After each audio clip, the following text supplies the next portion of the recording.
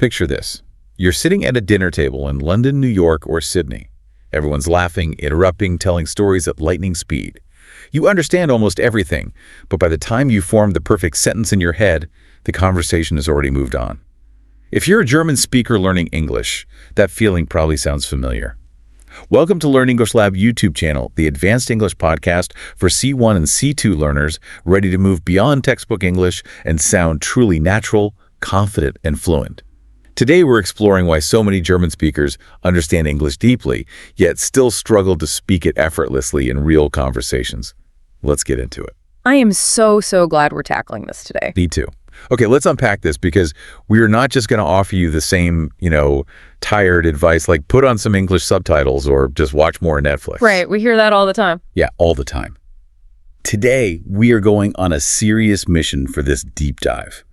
We're going to dismantle the linguistic, the psychological, the cultural, and, well, even the purely physical barriers that are keeping you from that C2 level spoken automaticity. That is absolutely the mission because honestly, the frustration you are feeling, that invisible wall you hit when you try to speak, it's incredibly valid. Yeah, it's real. It is very real. You aren't imagining it, and it is certainly not a sign that you just, aren't trying hard enough. What we are doing today is a true deep dive into the architecture of your mind, the physical mechanics of your mouth, and the unspoken, invisible rules of Anglo-American culture. It's a lot of layers. It's a multi-layered problem, and if we want to solve it, it requires a profoundly multi-layered solution. Absolutely. So I want to ground this whole conversation in a specific reality. Let's imagine a listener. We'll call him Marcus. Marcus is a senior engineer from Munich. He works for a massive global firm. He has been studying English since he was like 10 years old. He reads complex technical manuals in English every single day. Right. Very common profile. Yeah.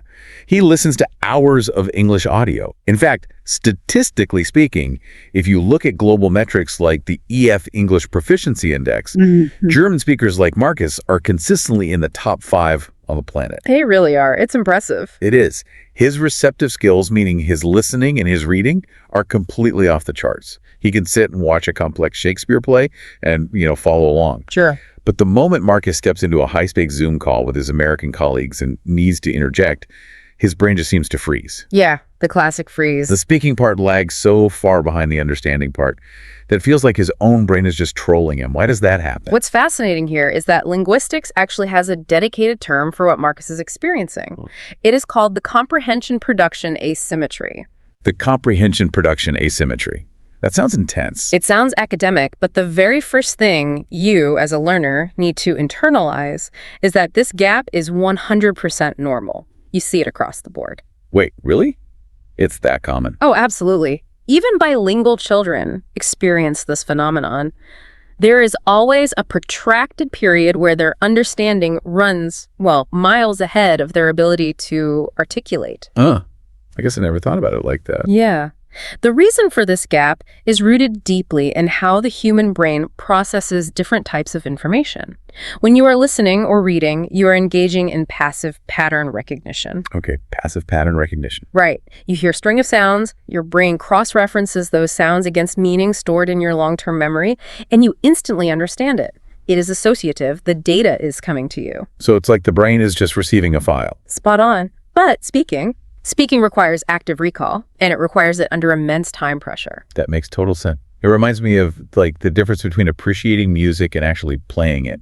Oh, that's a great way to look at it. Yeah, it's like the difference between sitting in a gorgeous concert hall, listening to a complex Beethoven sonata, and recognizing every beautiful nuance. Right. Versus someone suddenly shoving that same sheet music in front of you and saying, okay, now sight read this and play it on the piano live in front of 1,000 people. Wow. Yeah, that's terrifying. Right. The recognition is absolutely there, but the real-time execution is a totally different, vastly more complicated beast. That is a highly illustrative analogy. When you are listening, you are the audience, simply enjoying the music. When you speak, you are suddenly the sole performer. The pressure is entirely on you. Exactly. Absolutely. If we break down the sheer cognitive load required to speak a second language fluently, it is staggering. In under 1 second, because that is the standard unforgiving pace of natural human conversation, your brain has to execute a massive checklist. A checklist in under 1 second. Yes. It has to retrieve the correct vocabulary from your mental dictionary. It has to construct a grammatically appropriate syntax.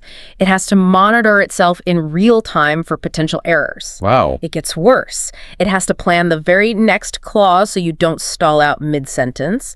And on top of all that, it has to modulate your tone, your volume, and your rhythm. All of these processes must fire simultaneously. Just hearing you list all those mental tasks out loud makes me feel exhausted for Marcus. It is exhausting. And here's a question that always comes up. On top of all of that rapid-fire processing, isn't Marcus's brain also having to actively fight against its own native programming? Oh, without a doubt. Like, is it fair to say his brain is basically trying to drive a car down a winding road while a passenger keeps reaching over and violently grabbing the steering wheel? That is spot on. That passenger grabbing the wheel is his native German structural programming. And it is incredibly strong. Because he's been using it his whole life. Right. You have to remember, Marcus has spent decades wiring his brain to operate in a highly specific way.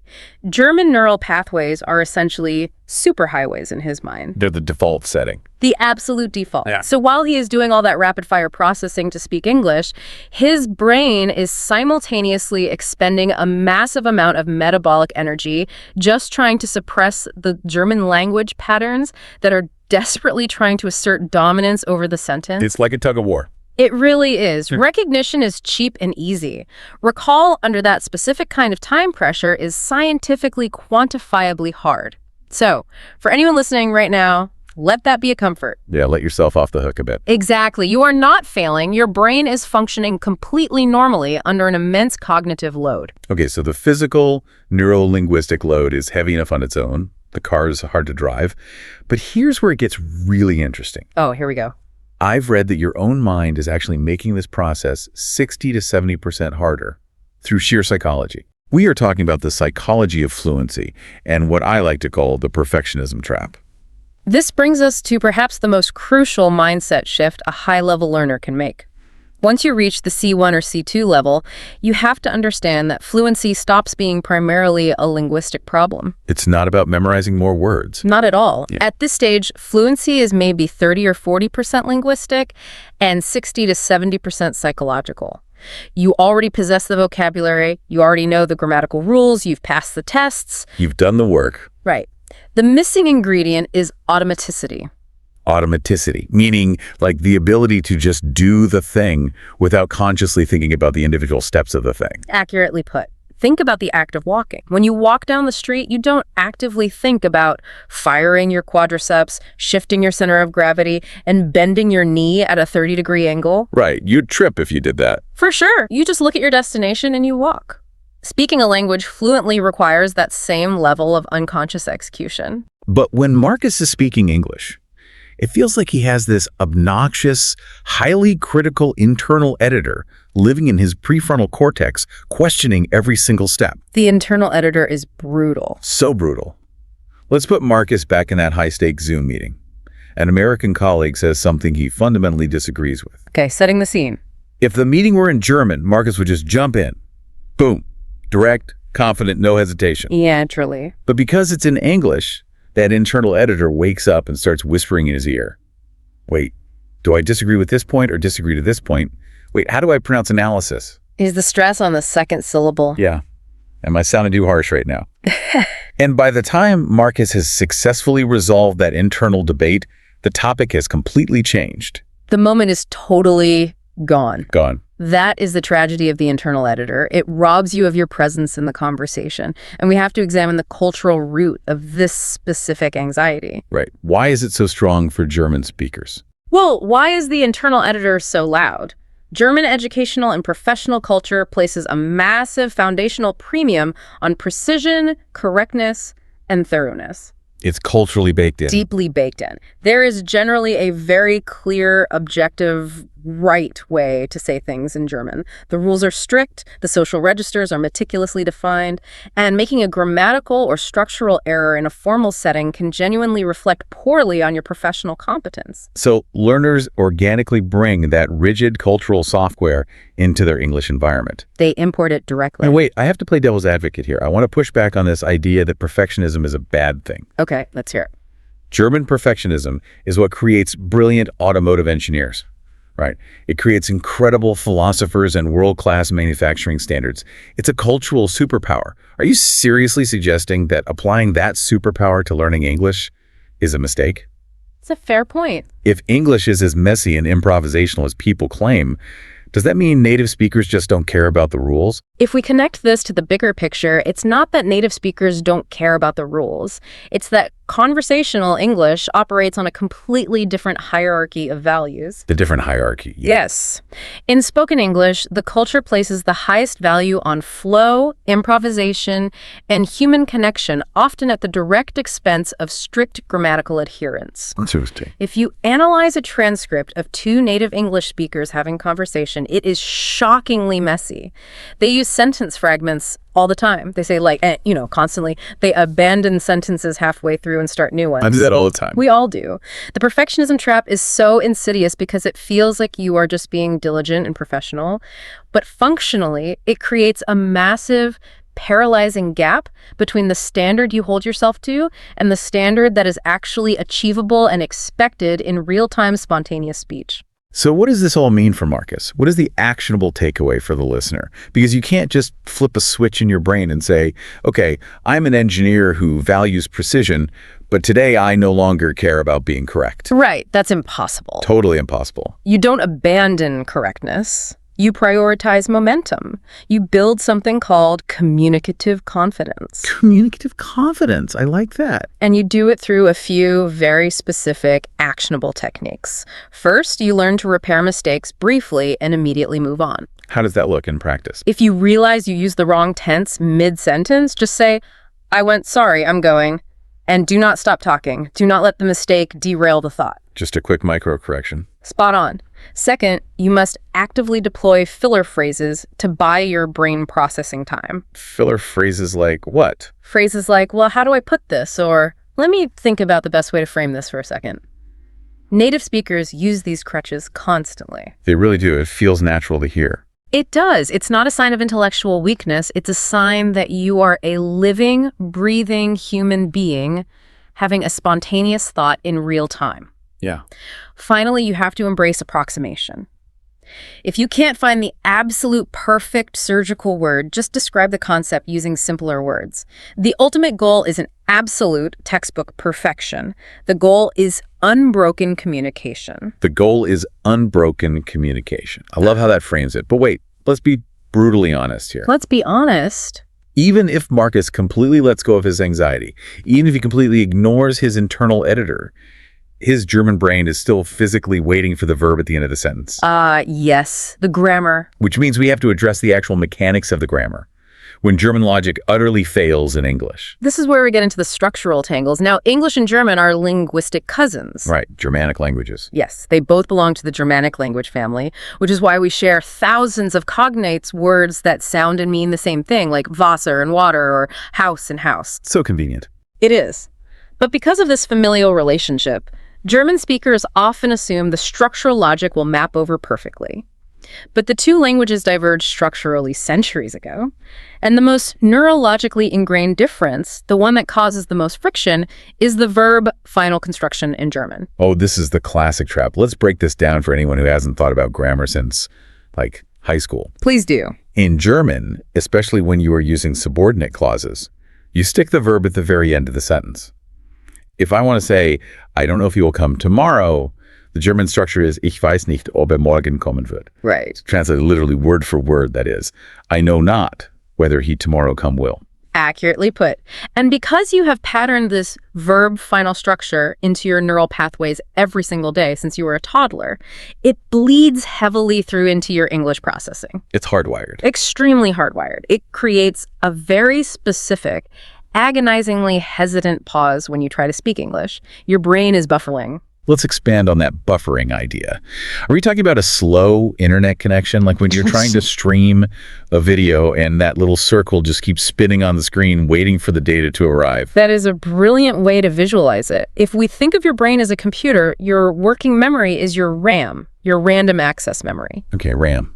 I'm following. It has a very limited capacity. When you are speaking English, your German operating system is taking up 90% of that RAM just to hold the grammatical frame open. Because it's waiting for the verb. Yes, it is ripping tightly onto the verb, waiting for the end of the sentence so it can place it there, while simultaneously trying to populate the middle of the English sentence where the verb is actually supposed to go. So the system crashes. Absolutely. The system crashes, you stutter, you pause, or you just freeze completely because your working memory is overloaded. That sounds incredibly frustrating. It is. Another massive structural tangle is the way the two languages handle nouns.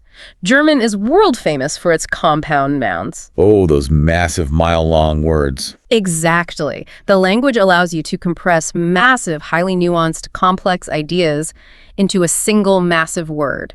Take a word like verschlimmbessern. Which means like making something worse while you are actively trying to improve it. Yeah. I sincerely wish we had that word in English. It's so incredibly efficient. It is a marvel of linguistic efficiency, but English simply doesn't operate that way.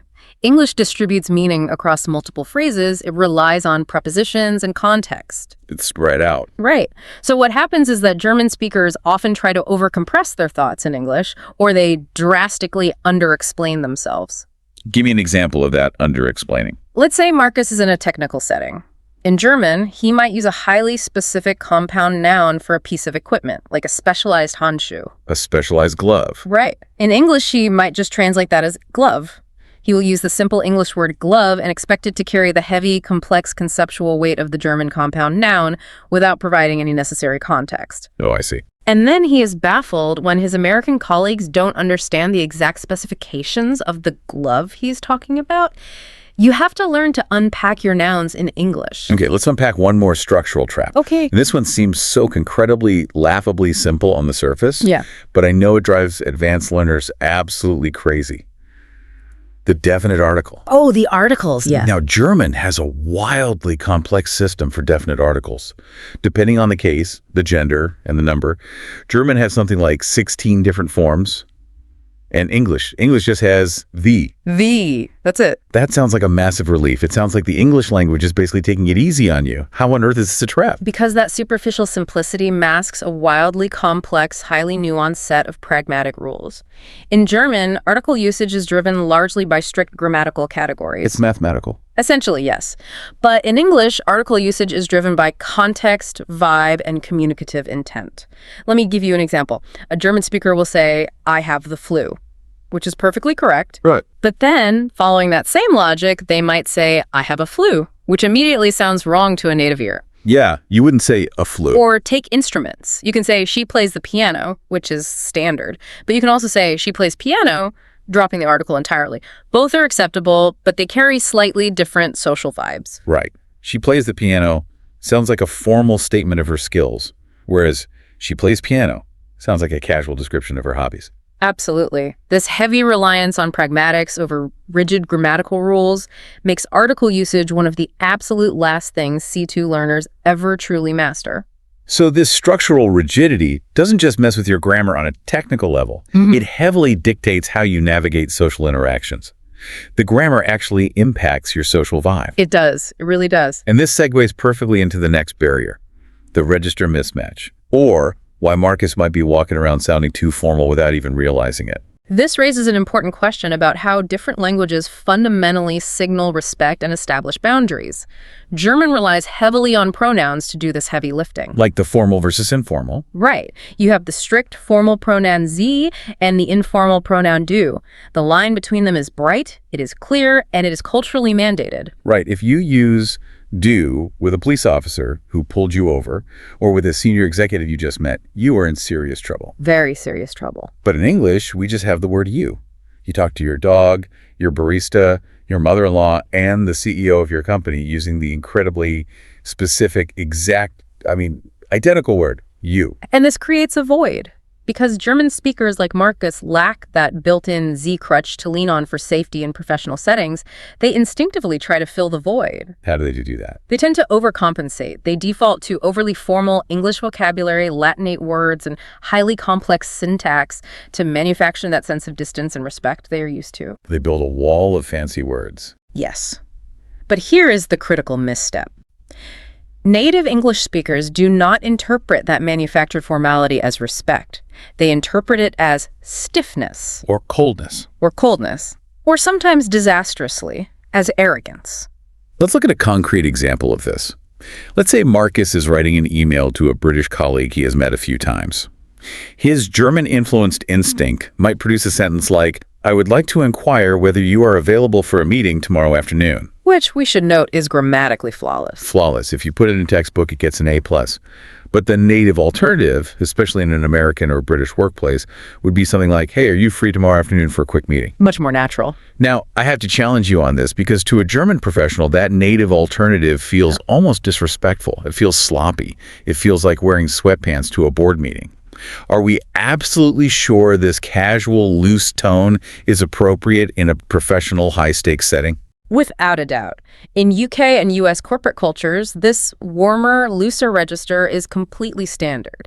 It is used between junior staff and senior management every single day. Wow. The native versions are not less respectful. They're simply calibrated to the reality of spoken English. In Anglo-American culture, professionalism is signaled through approachability. Professionalism equals approachability. That's a huge shift. It is. Let's look at a purely social setting. A German speaker trying to be polite at a networking event might say, "It was very pleasant making your acquaintance." A native speaker will just smile and say, "It's so good to meet you." Or what about declining an invitation? That's always a minefield. A German speaker might write, "Unfortunately, I am not able to attend due to prior commitments." A British person will say, "I'm gutted, I can't make it." The overarching takeaway here is that professional English relies on warmth and approachability to build trust. Professional German relies on precision, structure, and distance to build trust. So if you rely on your textbook formality, you are violating the invisible cultural expectation of warmth. Spot on. You create a barrier without meaning to. And this reliance on textbook formality is completely compounded by the next major hurdle: direct translations and phrasal verb resistance. When you try to translate your thoughts word for word from German to English, things get really weird really fast. Linguists call these calque. A calque is a word-for-word translation from one language to another that technically makes grammatical sense but sounds entirely unnatural to a native speaker. Let's analyze a few common ones that plague German learners. A classic one is translating the phrase "Ich werde glücklich." A German speaker will logically say, "I become happy." Which makes you sound like a Victorian poet standing on a cliff making a grand declaration to the universe. "I become happy." Well, yes, it's very dramatic. A native speaker just says, "I feel happy," or "I'm getting happy." Spot on. Another frequent calque is translating "es gibt." German speakers will say "it gives" instead of the natural English "there is" or "there are." Or translating mirrorist cult as "I have it cold" instead of simply saying "I'm cold." But perhaps the most dangerous calques are ones that accidentally change the social dynamic. Take the translation of Seit wann. Oh, this is a huge one. "Since when do you?" In German, if you say to a friend, "Since when do you smoke?" you might just be expressing mild surprise. It's an innocent question. Yes, very innocent. But in English, starting a sentence with "since when do you" comes off as highly aggressive. "Since when do you smoke?" Sounds like a hostile interrogation or a harsh moral judgment. It creates immediate, unintended friction. But beyond these direct calques, the biggest hurdle in vocabulary retrieval is what I call phrasal verb resistance. Phrasal verb resistance. What does that mean? If you want to sound natural, you have to understand that spoken English is built almost entirely on phrasal verbs. We don't surrender, we give up. We don't tolerate, we put up with. Right. They are everywhere. But German, structurally, relies on prefix verbs like aufhören. Because English phrasal verbs feel clunky, messy, and illogical to a German speaker's precision-oriented brain, they actively avoid them. So they reach for those formal words again. Exactly. Instead, they reach for Latinate academic words. They will say determine instead of figure out. They will say postpone instead of put off. But wait, if tolerate means the exact same thing as put up with, why does it matter? Isn't having a broader, more sophisticated vocabulary a good thing? Shouldn't we want to sound smart and educated? It's not about sounding smart. It's about sounding appropriate for the register you are in. The English language has a fascinating dual heritage that explains this. A dual heritage. Yes.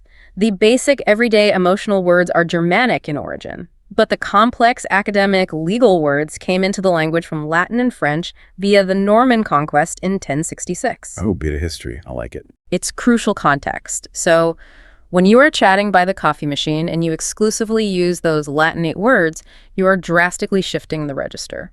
You sound like you are reading from a legal contract or a university dissertation. Which is off-putting in a casual chat. Extremely. Phrasal verbs, with their messy Germanic roots, are the absolute lifeblood of sounding natural, relatable, and human in English. Okay, so let's take stock. We've got the grammar sorted out.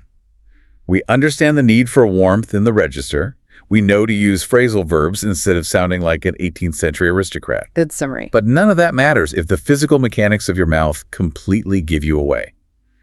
Which brings us to pronunciation.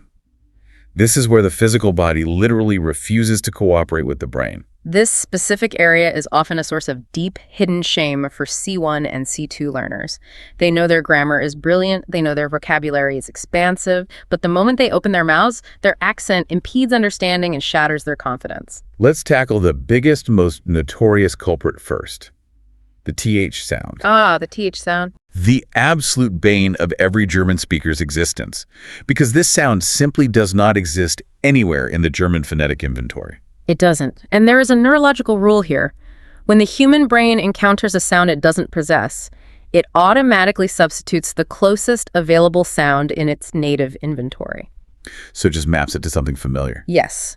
For the voice TH, like in the words this or that or the, German speakers will substitute a D or a T. So a phrase like this is the thing becomes dis is the ting. Right. For the unvoiced TH, like in think or three, they substitute an S. So I think it's 3 o'clock becomes I think it's 3 o'clock. Which, as we've noted before, can lead to some very confusing nautical conversations about sinking trees. So how does Marcus physically fix this? Yeah. Let's drill down into the actual physical mechanics of the mouth. It's pure facial anatomy, and you have to train it like a muscle. For the voice TH, you must place the tip of your tongue lightly between your front teeth. It should just touch the bottom edge of the upper teeth. Okay, tongue between teeth. Then you voice the sound. You have to physically feel the vibration in your throat, allowing the airflow to pass over the tongue. It is a gentle voiced friction. And what about the unvoiced one? For the unvoiced TH, the placement of the tongue is identical, but you turn off the vocal cords completely. It is pure airflow, just a whisper of air passing over the tongue and through the teeth. Okay, let's unpack another huge anatomical difference, the W versus the V. Because in German, the letter W is pronounced like the English V. So the word Wasser sounds like Wasser. And this cross-wiring causes German speakers to say things like, I want to go to the West.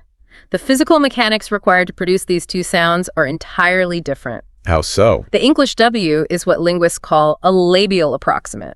That means your lips are soft, they are round, your mouth is slightly open, and there is absolutely no friction whatsoever. No buzzing against the teeth. It is smooth, like the beginning of the word oops. Okay, soft and round. Yes. The English V, on the other hand, is a labiodental fricative.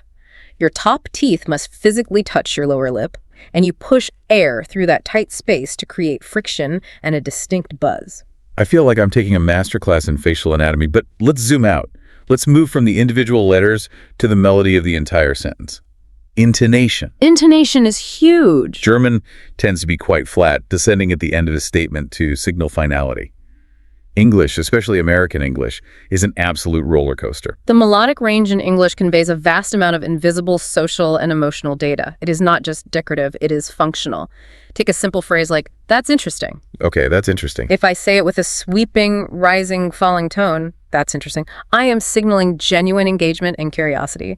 If I say it flatly with a descending tone, that's interesting. I am politely disengaging or perhaps even signaling sarcasm. But I have to ask, isn't an accent just a charming quirk? I mean, everyone loves a good accent. Why does intonation matter more than hitting the perfect vowel sound? Because native English speakers subconsciously rely on that melody to read your true intentions.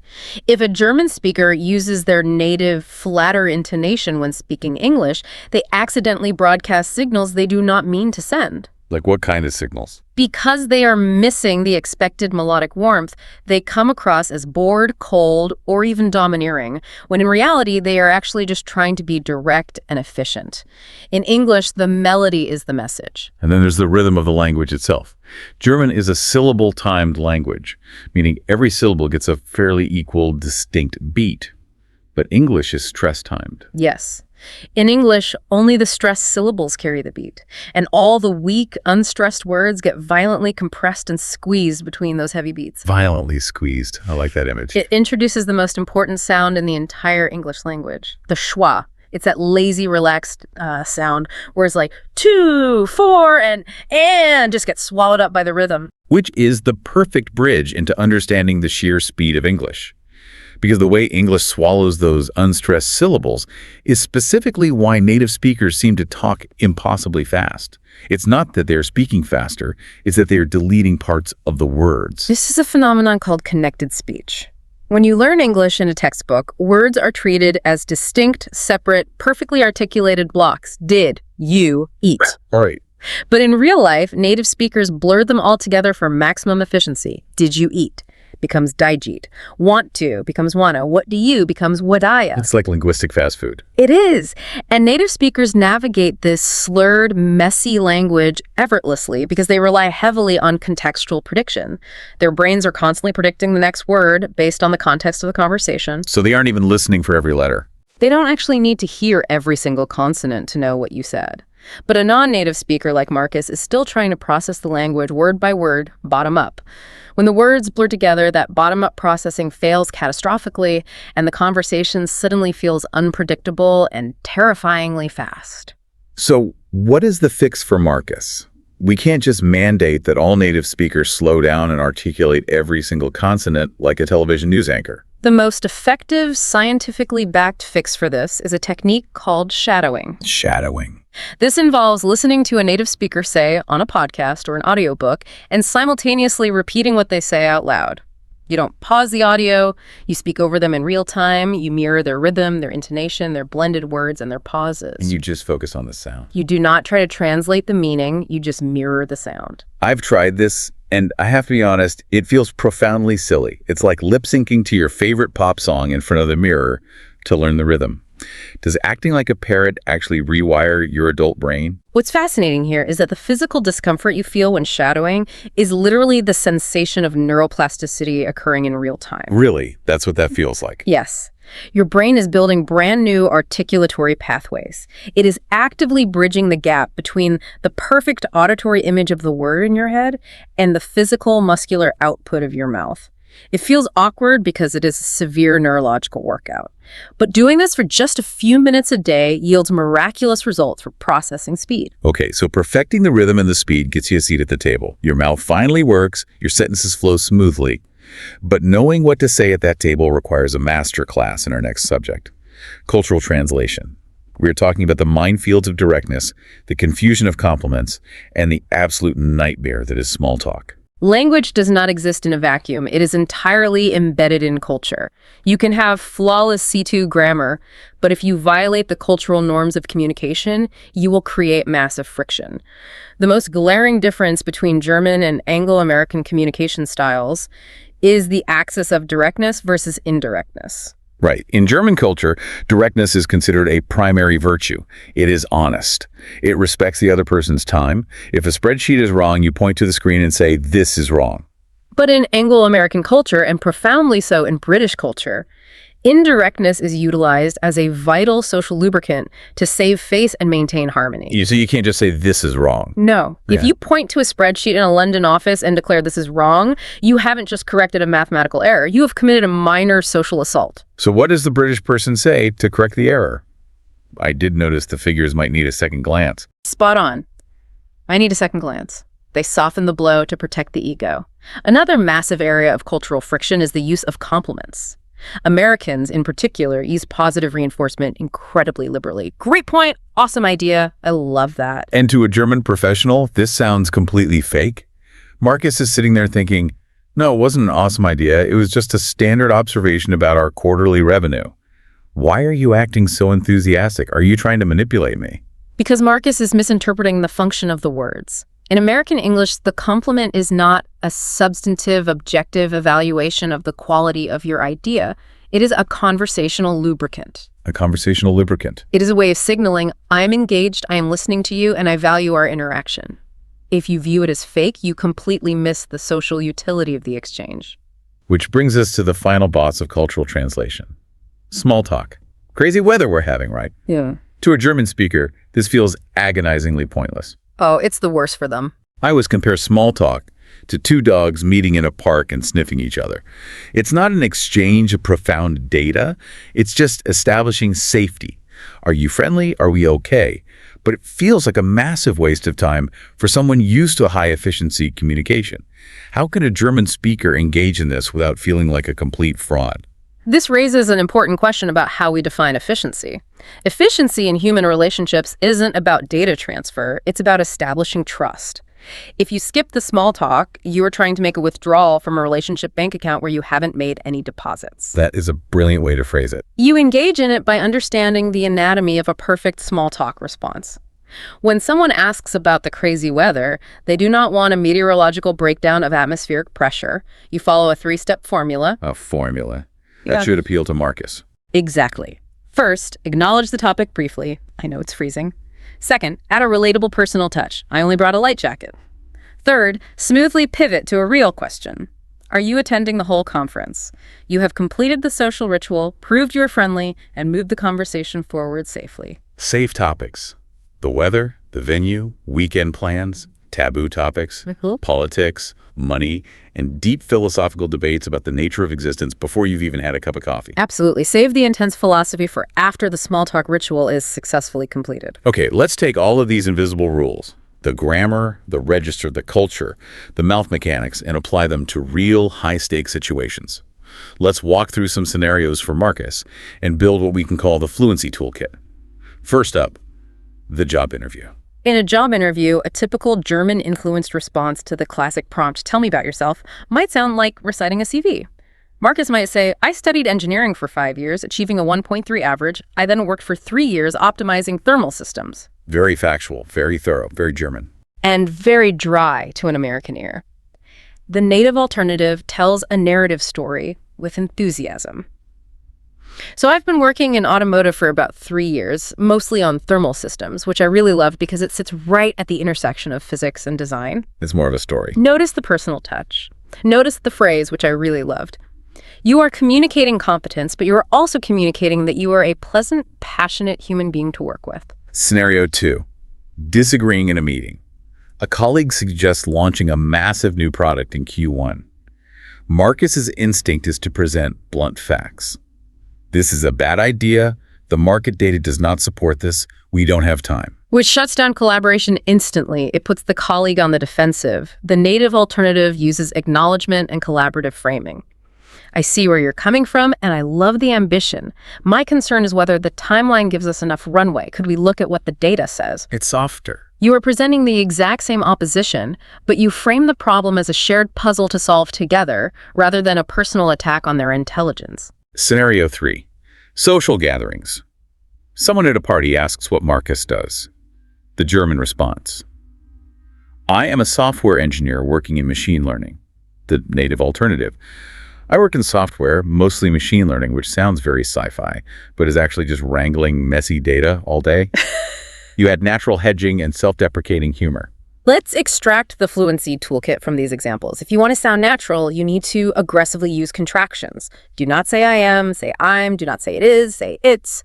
You should also start sentences with conjunctions and, but, so. It keeps the flow going naturally. You also mentioned tag questions earlier. It's a bit cold today, isn't it? This is something you almost never hear German speakers use natively, but it instantly invites the other person to agree with you. It feels so warm and inclusive. But I have to push back on one piece of advice you often give. Vague language. Vague language is powerful. You advocate using phrases like sort of and kind of, but if Marcus is presenting to the board and he says the quarterly numbers are kind of improving, he'll get fired. Doesn't vague language make you sound unconfident? This raises an important question about context. In a rigid board presentation, yes, you need hard data. But in a collaborative brainstorming session, purposeful vagueness is actually a marker of high-level social intelligence. It is pragmatically appropriate. How so? When you say, I sort of think we could tweak the timeline, you are communicating a highly specific nuance. You are softening a definitive claim to leave room for other interpretations. It invites collaboration rather than shutting it down. It signals sophistication, not weakness. Before we move off the toolkit, We need to quickly correct some incredibly stubborn, deeply ingrained mistakes that German speakers make. Tense confusion is a huge one. I am living here since 5 years. Yes, that is a direct structural calc. The correct form is the present perfect continuous. I have been living here for 5 years. Another major one is the misuse of modal verbs. A German speaker will frequently say, you must go to that restaurant. In English, must implies a strict, almost legal obligation. It sounds like a command from an authority figure. You should soften it and say, you should go to that restaurant. And finally, prepositions. It is not interested for, it is interested in. So what does this all mean? Marcus has the structural tools. He understands the cultural need for warmth. He knows the mouth mechanics. Now he needs the mindset to actually wield these tools out in the wild without freezing up. How do we build the fluency mindset? How do we stop translating and start expressing? Mindset shift number 1 is vital. You must stop translating. Every single time you translate from your first language, your L1, to English, you add cognitive load and you introduce massive structural interference. You have to build an internal English monologue. I know this sounds a bit crazy to people, but you literally have to talk to yourself. You have to narrate your morning routine in English, argue with yourself in the shower in English, get mad at traffic in English. It sounds silly, but it is neurologically necessary. The more you use English as your internal language of thought, the less you have to translate when you open your mouth. Mindset shift number 2. Fluency is a feeling, not a standard. It is the presence of flow, not the absence of error. You have to chase the feeling of suddenly realizing you forgot which language you were speaking for the last 5 minutes. And mindset shift number 3, which I think is the most beautiful part of this whole deep dive. Your accent is an asset. The goal of all this work is not to erase your linguistic identity. It truly isn't. Your German-influenced English is a reflection of your history, your education, and your hard work. You don't need to sound like you were born in Ohio or London to be fluent. The ultimate goal is clarity, confidence, and genuine human connection. But I have to reflect on the sheer difficulty of this. Building a second version of your conscious self as a fully grown adult, while managing a career, a family, and a life. It is overwhelmingly hard. I have deep empathy for anyone on this journey, because there will be bad days. There will be days where you stumble over a basic sentence and feel like you've regressed 10 years. But you have to remember that is not regression, that is just the friction of growth. The distance to true fluency is not measured in years, it is measured in conversations. Every time you chat with the barista, every offhand comment in an elevator, every small joke in a meeting, that is a repetition in the gym of fluency. Okay, let's bring it all together. We have covered immense ground today. We started by bridging the comprehension-production gap, validating why understanding is so much easier than speaking. We defeated the internal editor and the perfectionism trap. We navigated the structural landmines of verb final phrasing and the hidden complexities of definite articles. We recalibrated the formal register so you stop sounding so stiff and start sounding warm. We mastered the physical mechanics of the mouth, from the TH sound to the roller coaster intonation of English. We decoded the cultural necessity of British indirectness and American small talk. And we adopted a flow mindset that prioritizes human connection over absolute perfection. It is a comprehensive roadmap. The tools are all there, the knowledge is laid out. The only remaining variable is the courage to deploy it in real-time, messy, unpredictable human conversations. And as we wrap up this deep dive, I want to leave you with one final thought to mull over. Consider this. What is the specific, unique way you speak English with your German precision, your carefully chosen words, and your distinct accent isn't a broken version of English at all? What if you're actually inventing your very own personal dialect of the language, one that is uniquely yours and completely unforgettable to anyone lucky enough to hear it? If this deep dive helped you unlock a new level of English, be sure to like, share, and subscribe to this YouTube channel.